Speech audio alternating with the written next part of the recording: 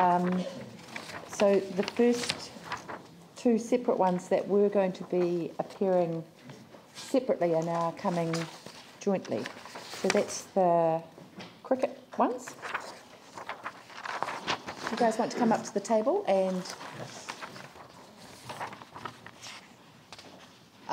am I right in assuming that you're appearing jointly, Lee? Yeah, okay, thanks. Thank you. So I'm assuming you guys know how this works from your recent experience. But there's a 10-minute period, and the chair is quite tough on that because there's 4 to get through before we start on the agenda. So what you want to say, and if you want to allow time for questions, needs to be incorporated within the 10 minutes. Okay? So thank you both, and thank you for combining. I'll be a wee bit generous because you have combined. But we're in your hands. Thanks, Lee, or Sir John. My name is Cran Bull. I'm Chairman of Canterbury Cricket. Thanks, Cran. Perhaps I should start because at the moment Canterbury Cricket, of course, is the lessee of Heckley Oval. It's the only party with a contract with the council, and I think it's therefore appropriate we make the application for the assignment. You're aware of the completion of the facilities at Heckley Oval, and I can say that that's been a fairly large impost on Canterbury Cricket's resources in time, and of course the trust as well. But we have got, in my view, a world-class facility at Heckley. And as I said to the Finance Committee last week, you might ask why we are agreeing or applying for this assignment. There are 2 reasons. One, of course, is the trust themselves, which I'll explain, have got conditions to have to meet with their funders. But I think also I should clarify there was an opinion expressed last week about this being rather complicated. It's actually very simple. As a brief history, this council applied for the World Cup hosting rights for next year. That was conditioned upon facilities being constructed by Canterbury Cricket. And that in turn was subject, of course, to us getting a resource consent and a lease from this council. This council agreed for the consent application to go direct to the Environment Court and deferred the lease issue. As you know, the consent was granted, the lease was issued to Canterbury Cricket. The trust is the body which we asked to raise the funds for us, so they have raised all the funds from funders. And we are an organisation which delivers cricket only. We believe we make a contribution to the community, of course, by providing facilities for youngsters to sort of play cricket, but we are a cricket body. And I don't think it's appropriate necessarily we should, going forward, hold a facility like this, which is to the benefit of the City of Christchurch.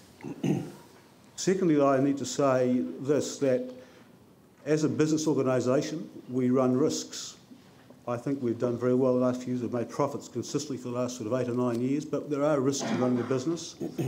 And the resource consent process, of course, obviously imposed a huge resource on our reserves. So we run risks, although we don't believe they'll ever be sort of fatal. But it seems to me entirely sensible that what is a city asset, a world-class asset, should be owned by a separate body which was not subject to the risks of the business we run. And I believe that is very appropriate that the Trust owns it for that reason. But let's finish also by saying that we need to be very clear what we're talking about today. We're simply talking about assigning an existing document. We're not asking for any variations or changes. We're assigning an existing document which the Canterbury Cricket already owns. From the Council's point of view, there's absolutely no downside. Canterbury Cricket remains liable throughout the term of the lease. The only change is that the Trust will become the occupier and manager of the facility. But Canterbury Cricket will always be there if there is a default by the Trust. So in fact, you've now got 2 bodies you can look to if there's a default rather than just one. And I therefore believe that there is no downside, in fact considerable upside to this Council agreement to assignment. Thank you. Thank you, Cran. Does anybody else, Lee or Sir John? Madam Chair, Lee Robinson, I, the Chair of the Canterbury Cricket Trust. Sir John Hanson sitting here is a trust member, and the other trust members are set out on the document before you. As Cran has said, we were charged with the responsibility of raising the funds for the pavilion.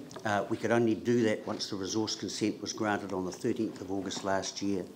And in terms of the Council's commitment in the agreement of July 2013 with Cricket World Cup, we had until the 29th of November last year, just over 3 months, to raise the $9 million.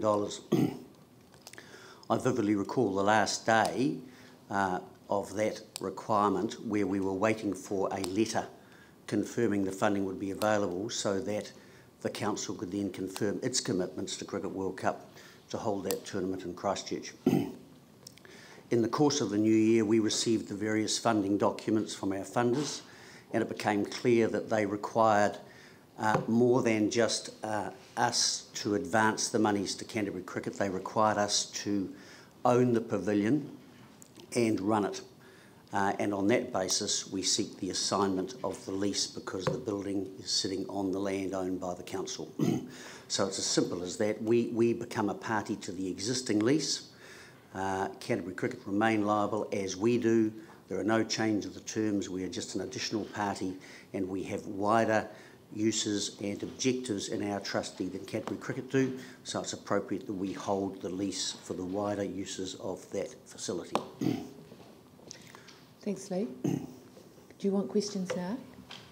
Okay, we're open for questions. Thanks. Glenn? Thank you, and good morning. Good to see you again after when this came up in the Finance Committee today. I've just got a question of clarification over the terminology used on page 175 in our agendas, which is the first page of your letter in, well, right through. You talk about the CCA, but in the legislation change, and it's just for clarification, does it become the ICC, which is a government formed, or rather a company incorporated under the laws of the British Virgin Islands? So that's in the Amendment Order 2014. So are we talking about the CWC or the ICC? The ICC, that's the international cricket body, which runs cricket throughout the world. The Cricket World Cup is a subcommittee charged to run the World Cup. Right. So it's a part of the ICC, if you like, putting simply. The ICC owns the World Cup rights. Right. Okay. And they have a corporate entity formed, and in fact there's two, one for Australia and New Zealand, and they have a joint board and they come together. So your contract is with Cricket World Cup. Cricket World Cup, and out of that, and the ICC stands aside as a separate entity to run that. They really appoint them to run it for them. Right. The host countries are always appointed. Yep. Okay. Okay. Phil? Thank you for talking with us.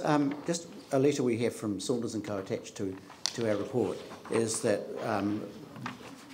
some costs that have been ordered against Canterbury Cricket would be paid by the middle of August. I'm just wanting clarification if that's been paid. They have been paid in full. They've been paid. Thank you. Thank you. Any other questions, Yanni? Thank you. I appreciate that it's the funding agreements that have led to this request for a change. Have you provided those funding agreements to our council staff? No, and one of them is confidential. The others are from community trusts. I can't see a reason why they wouldn't be disclosed, but there hasn't been a need to do that or a request to do that. I guess the question that it raises in my mind is, because we don't actually know what's in those funding agreements, we're being asked to make a change without actually citing what the requirements are for those funders. Well, they're a contract between the trust and the funding entity. Now, I mean, other than we giving a commitment to the council that the funds were raised, why would you need to look at those? Why would you need to look at those documents?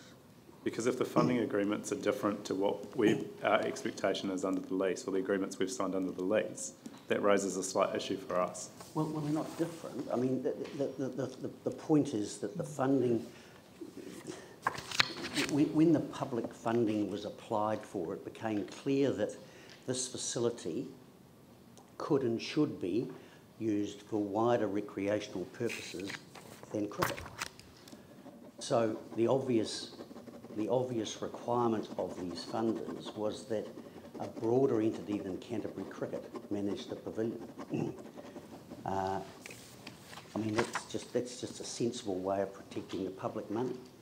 So what, I mean... The lease does not change at all. Right. So what sort of events do you see happening at the pavilion between what the current cricket association could have and what you could do? Well, in the winter, for example, junior soccer is earmarked for this facility. The changing rooms will be available for all recreational activities that happen on the oval. Cricket is, I think, 70 days of the summer. So there are all sorts of... I mean, don't forget, the council still owns the oval. The council manages the oval. It's the discretion of the council, subject to the cricket rights that they've granted, for what the oval is used for. But it must be within the terms of the lease. We can't change that purpose of use, which has the Reserves Act. So do you see that the pavilion will be used as a kind of general function centre? Well, we're all restrained by virtue of the provisions of the Reserves Act. We all know what that is. That was put in the lease back in December 2013. That can't change and won't change. We're all aware of what those requirements are. So what's your understanding of what those requirements are? Under the Reserve, it's a recreational facility. It's an associated recreational and sports facility and ancillary uses. Okay. And we're all aware of what those requirements are. And it's appropriate in our view that, and in our funders' view, that the trust is the entity that manages that. Thank you. Thank you. Are there any other very short questions? If not, thank you very much, guys. There is another submission on that same subject, and then it's not until item much later on the agenda, item 20. I will take it a bit earlier because there's been two delegations on it. Okay. But thank you very much indeed.